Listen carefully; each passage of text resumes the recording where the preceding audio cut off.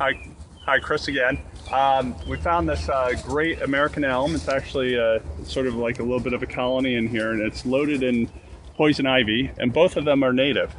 And you know, so the poison ivy is actually very good for bird habitat, and it is pretty in the fall. So, you know, the only time I ask people to remove, or if they're interested in removing poison ivy, is when it's in the way of where humans are going to be.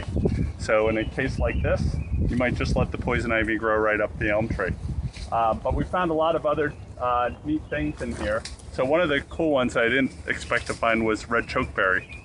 And there's a number of different little red chokeberries that are being choked. So I think it'll be great to liberate them, because that's really good for bird habitat. And we also found a black cherry over here and a crab apple. You said black cherry? Yeah, so the black cherries right there are excellent. We would expect to find them here.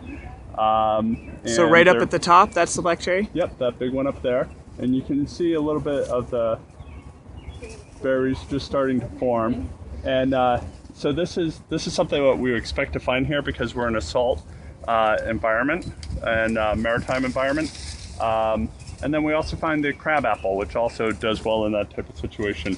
And so the crabapple is not native. That's this scrawny looking one right here, and you can see the fruits on the crabapple, which is also good for birds. But those are not native to the United States, but something that we might consider keeping, because it's not invasive, it's an ornamental, and it will self-seed on occasion, but it's a desirable species, obviously, for the flower.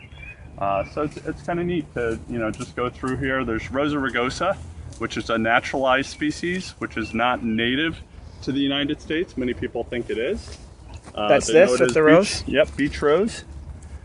And the hips are edible. The hips being the bulb? Yep, when these turn those red in the fall, you can actually eat those, which is kind of cool.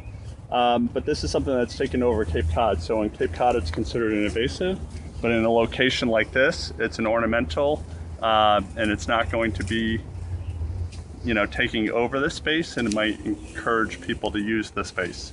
So, you know, people can relate to the Rosa rugosa as opposed to many of the other invasives that are in here. Thank you.